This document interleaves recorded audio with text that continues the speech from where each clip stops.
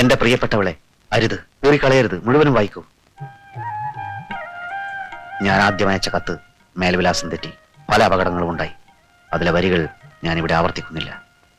ഒന്ന് മാത്രം ഞാൻ വെളിപ്പെടുത്തുന്നു: യഥാർത്ഥ സ്നേഹബന്ധത്തെ തോൽപ്പിക്കാൻ ഈ നാട്ടിലെ പോലീസിനോ ഭരണകൂടത്തിനോ കഴിയുകയില്ല. ഈ ഇന്ത്യ മഹാരാജ്യത്തെ ഞാൻ സ്നേഹിക്കുന്നത് കുട്ടിയുടെ ഈ മാതൃരാജ്യം ഇന്ത്യ ആയതുകൊണ്ടാണ്. കൂടുതൽ എഴുതാൻ എനിക്ക് വാക്കുകൾ കിട്ടുന്നില്ല. ഒരേ ഒരു അപേക്ഷ മാത്രം: എന്നെ അല്പമെങ്കിലും സ്നേഹിക്കുന്നുവെങ്കിൽ എല്ലാം തുറന്നു സംസാരിക്കാൻ ഇന്ന് രാത്രിയിൽ തന്നെ ഒരു അവസരമുണ്ടാക്കും. സ്വന്തം ബാബുവേട്ടൻ.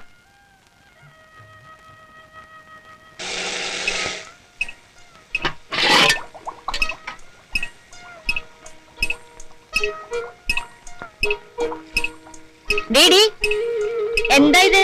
അരി. അതെനിക്ക് മനസ്സിലായി. അരി കഴിയാതെയാണ് അടുപ്പത്തിടുന്നത്.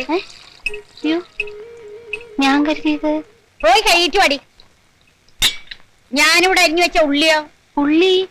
ഉള്ളി? അയ്യോ, അത് ഞാൻ അറിയാതെ എടുത്ത് മിക്സിയിലിട്ടു. മൂപ്പിക്കാൻ വെച്ച ഉള്ളി എടുത്ത് മിക്സിയിലിടേ. നിനക്ക് എന്താണ്ടി വല്ല ഭ്രാന്ത് പിടിച്ചാ? കൊണ്ടാടി. പോടി പോടി.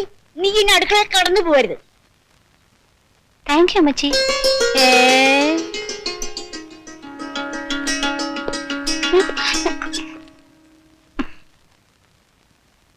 നോവല് വായിച്ചു, മുഴുവനും വായിച്ചു.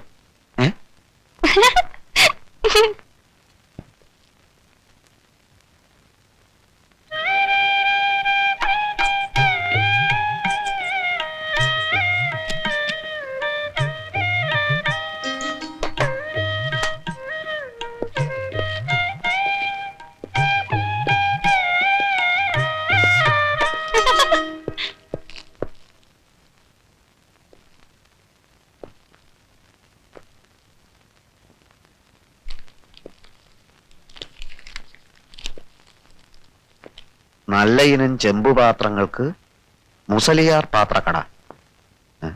എനിക്കെതിരെ ഇപ്പൊ ചെമ്പുപാത്രം. എഴുത്ത് കിട്ടി. എല്ലാവരും ഉറങ്ങിക്കഴിഞ്ഞതിന് ശേഷം അടുക്കള ജനാലക്കൽ വരുമോ? സംസാരിക്കാം. ഒരു പെൺകുട്ടിയുടെ ചിരി കേട്ടല്ലോ ഇവിടെ. നീര വീണച്ചാ. അയ്യോ, വീണോ? എന്നിട്ട് എന്തെങ്കിലും പറ്റിയ കുട്ടിക്ക്? എന്റെ എഴുത്തിൽ അവൾ വീണെന്നാ ഞാൻ പറഞ്ഞത്. ഇതാ നോക്ക്. എങ്ങനെ?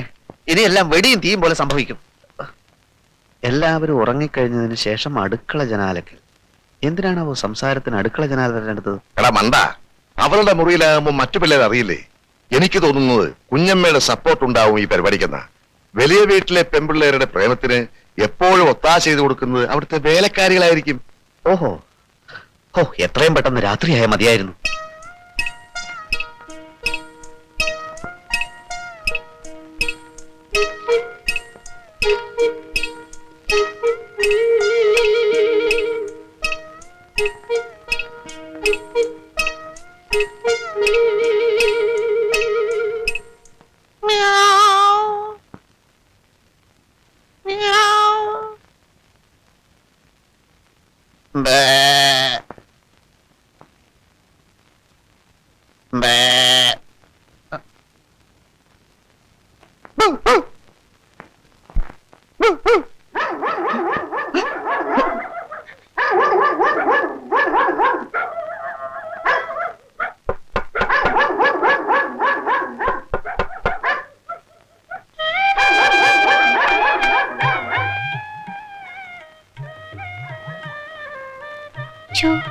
എനിക്ക് പേടിയാവുന്നു.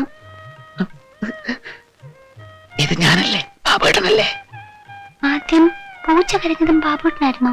അതെ, ആട് കരഞ്ഞതും പട്ടി കുരച്ചതും ഒക്കെ ഞാൻ തന്നെയാ.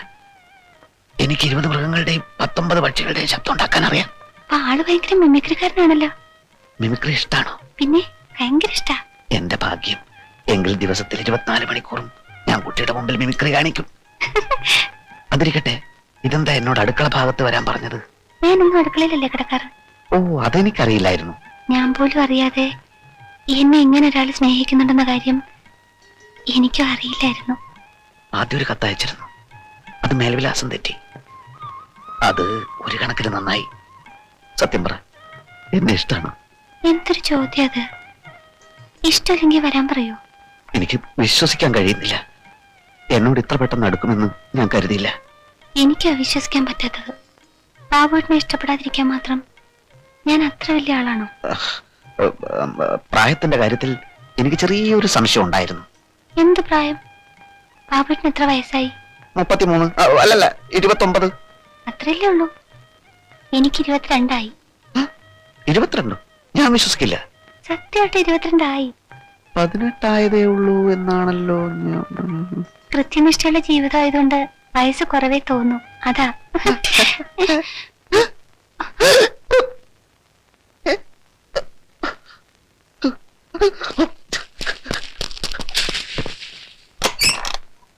എന്തായി? ആകെ കുളമായി. പിന്നെ കുളത്തിൽ വീണോ? ഇതിലും ഭേദം കുളത്തിൽ വീഴുന്നതായിരുന്നു. ഈ പ്രായത്തിൽ ഇങ്ങനെ തുടങ്ങിയ ഇത് എവിടെ ചെന്ന് അവസാനിക്കാനാ? ഹോംവർക്ക് ചെയ്യില്ല, കാലത്ത് വരുന്നത് മിക്കപ്പോഴും ലേറ്റ് ആയിട്ടാണ്. സാറിന്റെ പേരെന്താ പറഞ്ഞത്? പേര് ചോദിച്ചില്ലായിരുന്നു. മേനോൻ, കരുണാകര മേനോൻ. മിസ്റ്റർ മേനോൻ, ഒന്നുകിൽ ഇവിടുന്ന് ഇവന്റെ TC വാങ്ങി പോവുക, അല്ലെങ്കിൽ വീട്ടിൽ നല്ല ഗൈഡൻസ് കൊടുക്കുക. ഫാദറെ, ഇവനെ ഇവിടുത്തെ ബോർഡിങ്ങിലാക്കിയാലോ? അതാലോചിക്കാവുന്നതാണ്. I didn't like it. അത് നീയാണോ തീരുമാനിക്കുന്നത്? ബോർഡിങ്ങിലാകുമ്പോൾ ഒരു നിയന്ത്രണമൊക്കെ ഉണ്ടാകുമല്ലോ. എന്തെങ്കിലും പ്രശ്നം ഉണ്ടാക്കിയാൽ വേണ്ട ശിക്ഷ കൊടുക്കാൻ ഫാദർ ഏർപ്പാട് ചെയ്താൽ മതി. ഇവരെ തോന്നിയ ദിവസമൊക്കെ മുളയിലെ നുള്ളിയില്ലെങ്കിൽ അത് പ്രശ്നമോ? ഓക്കെ, നിങ്ങൾ ഓഫീസിലേക്ക് ഒന്ന് വരും.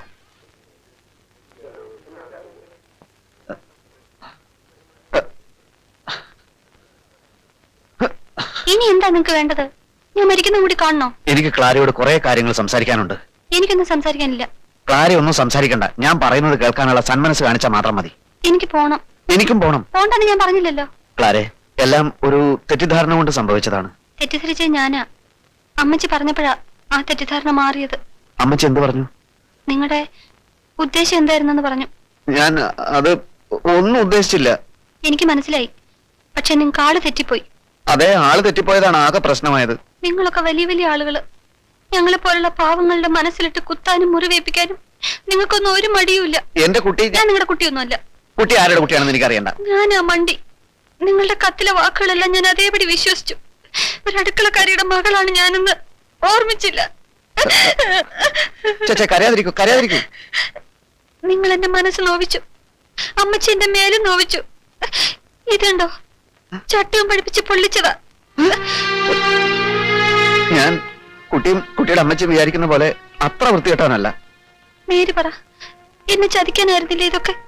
നേര് പറഞ്ഞാൽ ചതിക്കപ്പെട്ടത് ഞാനാണ്. ഇനി അതൊന്നും പറഞ്ഞിട്ട് കാര്യമില്ല. ഞാൻ കാരണം കുട്ടി വേദനിക്കാനിടയായതിലാണ് എനിക്ക് വിഷമം. അടുക്കളക്കാരിയുടെ മോളാണെന്നുള്ള ആ ഒരു അപകർഷതാബോധത്തിന്റെ ആവശ്യമില്ല. വരൂ, എന്റെ ഒരു മനസമാധാനത്തിന് വേണ്ടി മാത്രം ഞാനെല്ലാം പറയാം. അഡ്വക്കേറ്റ് അനന്തം പേർക്ക് ഒരു കത്തുണ്ട്.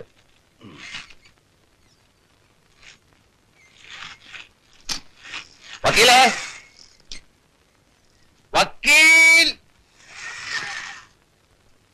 വക്കീലിന്റെ എഴുത്തുണ്ട്. കോടതിയിൽ നിന്നായിരിക്കും. ഇനി അങ്ങോട്ട് ചെല്ലേണ്ടെന്നുള്ള അറിയിപ്പായിരിക്കും.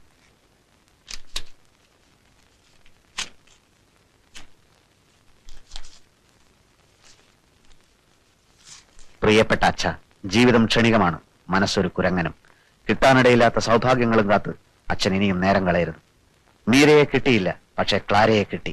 അതെ, അടുക്കളക്കാരി കുഞ്ഞമ്മയുടെ മകൾ ക്ലാരയുമായി തൽക്കാലം ഞാൻ മുങ്ങുകയാണ്. ക്ലാരയ്ക്കൊരു നിർബന്ധമേ ഉണ്ടായിരുന്നുള്ളൂ, ഞാൻ പേര് മാറ്റി ഒരു ക്രിസ്ത്യാനി ആവണമെന്ന്. ഞാൻ ഇനി അച്ഛന്റെ മുമ്പിൽ വരുന്നത് ഒരു ഹിന്ദുവായിട്ടായിരിക്കില്ല. ഇനി അച്ഛനെ ഞാൻ അപ്പച്ച എന്നേ വിളിക്കൂ.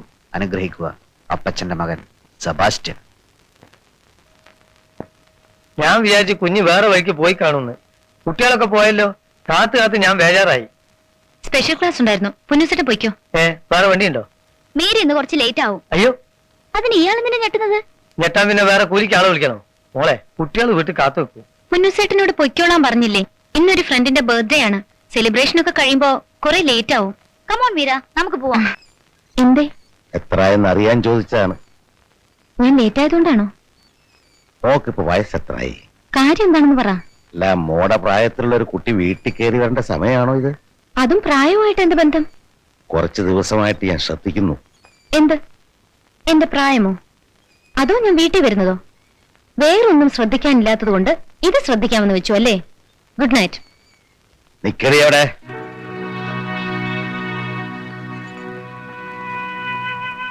എന്താ വിളിച്ചേ? എടിയുന്നോ? അതെ, നിന്നേക്കാൾ ഒരു 50 വയസ്സെങ്കിലും എനിക്ക് കൂടും. ഈ പ്രായത്തെങ്കിലും ബഹുമാനിക്കാൻ പഠിക്കണം. ചോദിച്ചതിന് സമാനം പറഞ്ഞിട്ട് പോ. നിങ്ങളോട് സമാധാനം പറയേണ്ട കാര്യം എനിക്കില്ല. ഉണ്ട്. ഞാനിവുള്ളപ്പോ തോന്നുമ്പോൾ നടക്കാൻ ആരും അനുവദിക്കില്ല. നിങ്ങളുടെ അനുവാദം ഞങ്ങൾക്ക് എന്തിനാ? ഇത് ഇങ്ങനെ പോയാൽ ശരിയാവും തോന്നുന്നില്ല. അന്ന് സ്കൂളിൽ വെച്ച് എന്റെ ഗാർഡിയൻ ചമഞ്ഞപ്പോഴേ എനിക്ക് കലി കയറിയതാ. അപ്പോഴേ ഭരണം മതി. ഇനി ഞങ്ങളുടെ കാര്യങ്ങൾ ഞങ്ങൾ നോക്കിക്കോളാം. എന്ന് നിങ്ങൾ അങ്ങ് തീരുമാനിച്ചാൽ മതിയോ? മുത്തശ്ശനായി ഞാനിവുള്ളപ്പോ എന്റെ ഇഷ്ടം കൂടി നോക്കണ്ടേ? അതാണ് മതിയെന്ന് പറഞ്ഞത്. ഞങ്ങൾക്ക് ഇനി ഒരു മുത്തച്ഛന്റെ ആവശ്യമില്ല. നാളെ തന്നെ നിങ്ങൾക്ക് സ്ഥലം വിടാം. എങ്ങോട്ട്? നമ്മൾ തമ്മിൽ കണ്ടുമുട്ടുന്നതിന് മുമ്പ് എവിടേക്കാണോ പോയിരുന്നത് അവിടേക്ക്. മോനെ മനുക്കുട്ട, നിങ്ങൾ വിചാരിക്കുന്ന അത്ര എളുപ്പത്തിൽ മുത്തശ്ശൻ ഇവിടുന്ന് പോവില്ല. മുത്തശ്ശൻ എവിടെ പോവാൻ? ഇനിയുള്ള കാലം മുഴുവൻ എന്റെ പേരക്കുട്ടിയോടൊപ്പം മുത്തശ്ശൻ ഇവിടെ കഴിയും. ഏത് പേരക്കുട്ടികൾ? ഞങ്ങളല്ലേ മുത്തച്ഛനെ വേഷം കെട്ടാൻ നിങ്ങളോട് പറഞ്ഞത്. വേഷം കെട്ടുവോ? ഞാനോ? എന്തായി പറയുന്നത്? മക്കളെ, നിങ്ങൾക്ക് എന്ത് പറ്റി? ഞാൻ നിങ്ങളുടെ മുത്തശ്ശനാ. പട്ടാളത്ത് വെച്ച് കാണാതായിപ്പോയി കരുണാകരമേനോൻ. ബന്ധമൊക്കെ മറക്കുന്ന വർഗമാ നിങ്ങളെന്ന് എനിക്കറിയാം. മോൾ ഓടിപ്പോയ ഷോക്കിൽ രോഗം വന്ന കുഞ്ഞമ്മ ഇതുവരെ നിങ്ങൾ ആശുപത്രി പോയി നോക്കിയോ? പിന്നെയല്ലേ എന്റെ കാര്യം. നല്ല ഭാഷ പറഞ്ഞ് നിങ്ങളെ നേരെയാക്കാവുന്നുള്ള വിശ്വാസമൊന്നും എനിക്കില്ല. ചുട്ടാടി തന്നെയാണ് വരുന്നത്. ആരെങ്കിലും സ്വന്തം ഇഷ്ടപ്രകാരം ഇനി ഇവിടെ പെരുമാറിയാൽ ഈ കൈന്റെ കരുത്ത് അപ്പ ഞാൻ മനസ്സിലാക്കി തരും. പാമ്പിനാണ് നമ്മൾ പാല് കൊടുത്തത്. മുഖത്ത് നോക്കി പറഞ്ഞത് കേട്ടില്ലേ മുത്തച്ഛനാണെന്ന്? എന്താ ഇയാളുടെ ഉദ്ദേശം? സുഖജീവിതാണല്ലോ ഇവിടെ. എനിക്കാകെ പേടിയാവുന്നു. ഇന്നയാളുടെ മുഖത്തെ ക്രൂരത കണ്ടില്ലേ? എന്തും ചെയ്യാൻ മടിക്കില്ല. ഇയാള് നമ്മളോട് പറഞ്ഞ കഥകളൊക്കെ കള്ളമായിരിക്കും. ഇയാളൊരു തട്ടിപ്പുകാരനാ. അന്ന് ബീച്ചിൽ വെച്ചുണ്ടായ തല്ലൊക്കെ ചിലപ്പോ ഇയാള് തന്നെ ഏർപ്പാട് ചെയ്തതായിരിക്കും. പക്ഷെ എത്ര നിർബന്ധിച്ചിട്ട് അയാൾ ഇവിടെ വന്നത്? അതൊക്കെ തട്ടിപ്പുകാരുടെ അടവാളുമായേ. നമുക്കിനി കുര്യനങ്ങൾ മാത്രമേ രക്ഷയുള്ളൂ. എത്രയും പെട്ടെന്ന് ഈ പെരുങ്കളനെ ഇവിടുന്ന് ഇറക്കണം. വളരെ അപകടം പിടിച്ചൊരു കളിയായി പോയത്. ആരാണെന്നോ എന്താണെന്നോ അറിയാത്ത, മേൽവാസം പോലില്ലാത്ത ഒരു മനുഷ്യനെ സ്വന്തം വീട്ടിൽ കിടത്തി ഉറക്കുക. ഇപ്പൊ അനുഭവിച്ചില്ലേ? ഞങ്ങളുടെ സിറ്റുവേഷൻ അങ്കിൾ മനസ്സിലാക്കണം. എന്ത് സിറ്റുവേഷൻ? കുര്യൻ അങ്കിളിനെ ഞങ്ങൾക്ക് ഇത്തിരി പേടിയായിരുന്നു. അങ്കിൾ ഞങ്ങളോട് കുറച്ചുകൂടി ഫ്രണ്ട്ലി ആയിരുന്നേൽ ഇതിന്റെ ഒന്നും ആവശ്യമില്ലായിരുന്നു. അതെ, വീടിനൊരു നാഥനെയും ഞങ്ങൾക്കൊരു ഫ്രണ്ടിനെയും. ദാ ഇവനെ ഈ ഐഡിയ ഉണ്ടാക്കിയത്. എന്ന് വെച്ചാൽ നിങ്ങളെല്ലാം സപ്പോർട്ട് ചെയ്തില്ലേ? നീ നിർബന്ധിച്ചുണ്ടല്ലേ സപ്പോർട്ട് ചെയ്തത്? അത്ര വലിയ ജീനിയസ് ആയിരുന്നെങ്കിലേ എന്തുകൊണ്ട് എതിർത്തില്ല? ഇപ്പൊ ഫോളിഷ്നെസ് പറയുന്നു. Stop this. ഇനിയിപ്പം ബഹളം ഉണ്ടാക്കിയിട്ട് എന്താ കാര്യം? പെട്ടെന്ന് എന്തെങ്കിലും പ്രതിവിധി